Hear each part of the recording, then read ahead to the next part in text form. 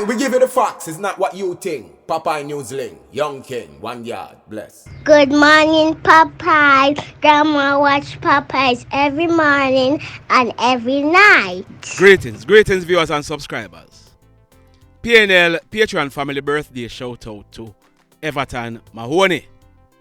Everton, you celebrated your birthday on Sunday. It's never too late. We know that on Sunday you did have a wonderful birthday, and may you, sir, may you live to see a whole heap more. And Everton, thanks for the support. Yeah, man, enough respect. So today, Tuesday, May 23, 2023 is Labor Day in Jamaica. Labor Day is the observation of national volunteerism and collective acts of service, offering a vivid reflection of the industrious and caring nature of the Jamaican people. The national holiday, officially recognized since 1960, is celebrated on May 23 annually in commemoration of the 1938 Labor Rebellion, where a series of workplace disturbances aimed at highlighting the inequities of wealth broke out across the British West Indies. This significantly contributed to Jamaica's independence. Yeah, man. So, onto the news. We are learning that there was a big commotion at the Donald Sangster International Airport yesterday. We are told that for almost an hour, one bad girl from London, England, brought things to almost a standstill. Yes, man, I said bad girl because that's what she referred to herself as. The London bad girl's name is Lerissa Josephine Reid. She is 33 years old and she is a mentor. Write that down. Lerissa is a mentor. She's living in the Gladstone Avenue, Noel Park area of London in England. Now, we are learning that yesterday. Lerissa, she arrived on a flight from London Gatwick Airport. She was being interviewed by the immigration officer when she started behaving boisterously. As a result of her behavior, she was refused landing by the immigration officer and issued with a refusal of leave to land letter. Lerissa, she was then escorted to the same plane that she came in on to be placed on a turnaround flight. We are told that Lerissa, she started going bad and cussed everybody who she see. Even when the pilot came out and spoke to her, she gingered the pilot too. As a result, the pilot told the immigration officers escorting her that she would not be allowed on the flight. We are told that Lerissa, she got even more angry and started fighting off the immigration officers. The police were called in and they tried to calm down Lerissa, but she would have none of it. We are told that Lerissa, she was heard shouting that she had go beat up everybody today because she a bad girl from London. She then kicked one of the female immigration officers escorting her in her groin. The police, they tried to handcuff Lerissa, but we are told that she kicked and spit and pushed. The officers, they eventually handcuffed her and for a while, she was eventually subdued. We are told that when the police was escorting her to the airport police post, Lerissa, she kicked down the woman corporal and she was fighting off the police. Our understanding is that some security officers who are working at the airport, they had to intervene and help to subdue Lerissa. We are also told that because of how Lerissa was behaving with the handcuffs on her hands, one of her hands was swollen.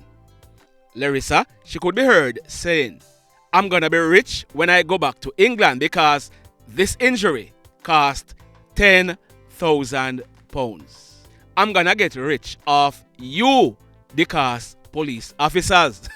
In the end, bad girl Lerissa, she was charged for 5 counts of assault OB harm, disorderly conduct, resisting arrest, abusive and calumnious language, indecent language, and assault at common law. So, Lerissa, she's currently in jail and she'll be going to the courts tomorrow. Now, can you imagine? Can you just imagine what the staff at that hotel where Lerissa was gonna stay would be up against if she, Lerissa, was allowed to land in Jamaica? Because guess what? It is clear that maybe Lerissa, she had too much to drink on the flight. So, can you just imagine? She being at an all-inclusive hotel where she could drink all she wants? Ah boy. Now, this next incident, it took place Sunday morning, May 21, about 10:30. It took place along the Red Gate Main Road in the parish of Westmoreland. If you look on your screen, that is the road where this incident took place. What we are learning is that young man on your screen, his name is Andre Green, but he was popularly known as Jay. He is 28 years old and he was a tour guide. Jay lived at Orain River in the Petersfield area of Westmoreland. It is said that he was riding a 2019 Cobra CG200 motorcycle with a 19-year-old female on it. They were traveling from Bluefields towards Ferris direction. It is said that Jay, who was traveling very fast, he was in the process of negotiating that left-hand corner when he failed to keep the motorcycle in the left lane.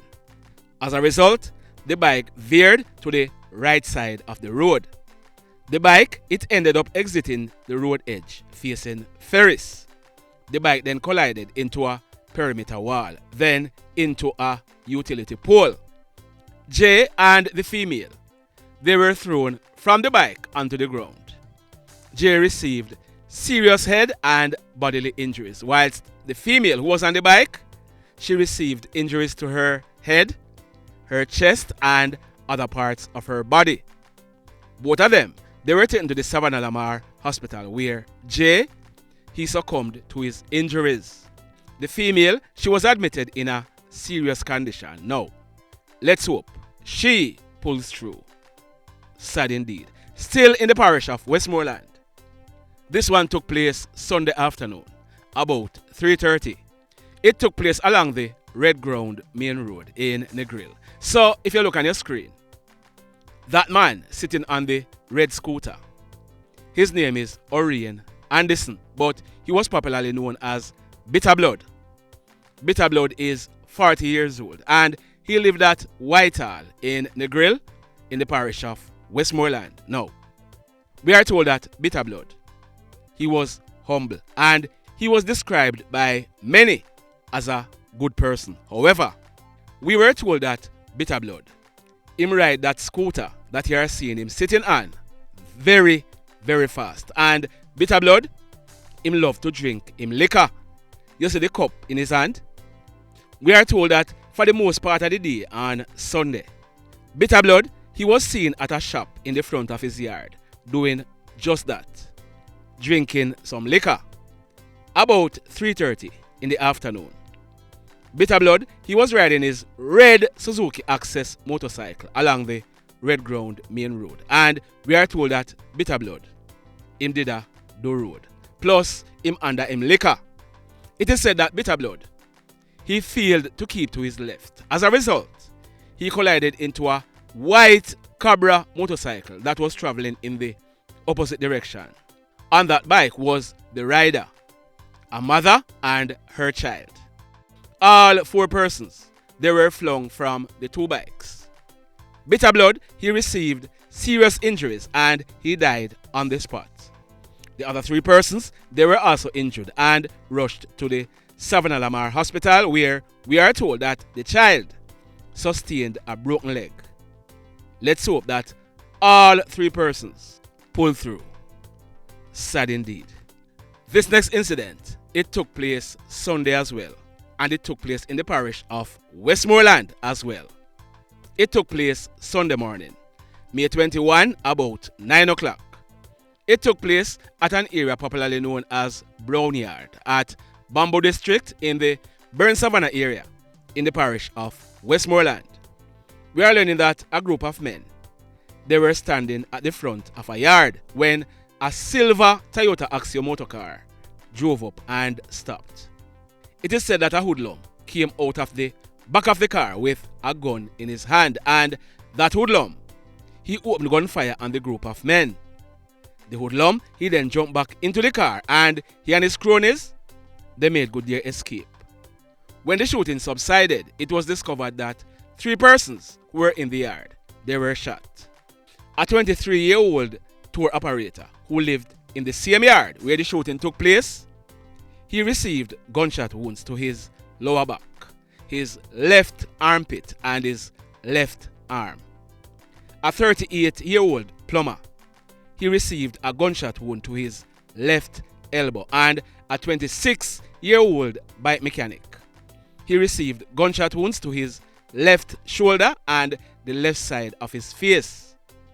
A white 2015 Toyota Voxy that was parked in the yard received gunshot damage to the rear windscreen, the trunk and the glass to the driver's door.